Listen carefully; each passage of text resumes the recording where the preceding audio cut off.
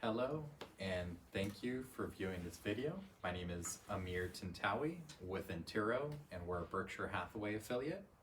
First of all, I wanted to thank all the doctors, nurses, restaurants, farmers, grocery store workers, and everybody that's been helping us move and keep moving during these challenging times. Now, as you can imagine, with the shelter in place, there's been many major changes to all of our lives in such a short period of time, and in some ways, tough for many of us to adjust to this new normal. And as you can also imagine, the Silicon Valley real estate market has been widely affected by the shelter in place order, and we've been initially categorized as a non-essential business by the County of Santa Clara. Today, I'm going to go over all the facts and information as we know it, as it's evolved over the last couple of weeks.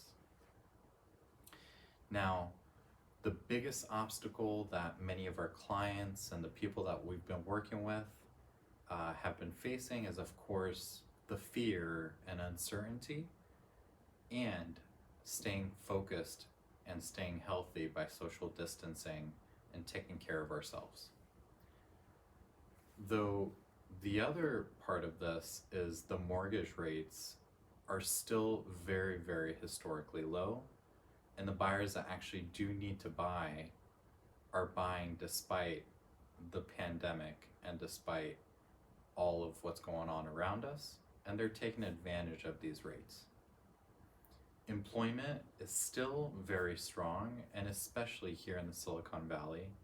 However, we know that some industries are going to be hit the hardest, mainly the service industries like restaurants and restaurant workers. Now, how has this specifically impacted our industry, the real estate industry? Well, so far since the shelter in place, we are not allowed to show properties in person or do open houses. However, yesterday, as of March 29th, the Homeland Security Department has lifted these restrictions for our industry, with a caveat of still following the local law as being the guide. Currently, the local law here in Santa Clara County does not allow us to do showings nor open houses. As we now know, the Bay Area's social distancing rules have extended until May 1st as of yesterday. Rather, as of today, March 30th. And considering what's all been happening, now here are the statistics of what's happened the week after the shelter in place has been enforced. Now, without open houses or private showings, the activity is still pacing 50% of the same time last year. We also noticed an uptick in online searches, but with a great portion of those clients holding off on pulling the trigger until our world gets better. Now, the MLS, which is the multiple listing service where properties go on, have adopted new rules to stop the accruing of the days on market until the virus stops. But websites such as Zillow, Redfin, and the likes have not suspended this type of count. Now, we've also encountered a new addendum, and has been widely adopted very quickly by the buyers still purchasing, which is called the COVID-19 addendum, which protects buyers in a financial hardship situation, or if they've lost their job, or anything in relation to the COVID-19 pandemic. There's still very high demand, as we mentioned, but everybody's working very precautiously. Now, this year prior to this pandemic, the 2020 real estate market, and specifically here in the Silicon Valley, has been extremely hot, as we witnessed and continue to witness multiple offers on most properties that are priced correctly. And interestingly, as we mentioned, this continues to be the case even through the pandemic.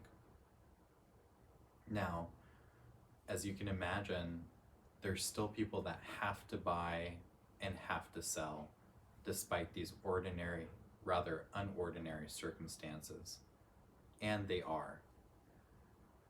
And if we're looking at it from how is this going to affect long-term the Silicon Valley market based on top economist forecast and based on my experience and my opinion, it's believed to be that this event is going to be similar to the unfortunate event of 9/11. Rather, it won't be similar to 2008, where we had a banking and financial system collapse.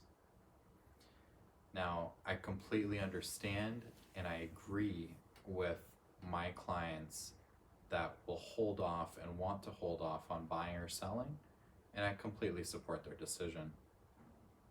Again, however, there are still people that do need to buy and do need to sell based on their specific circumstances.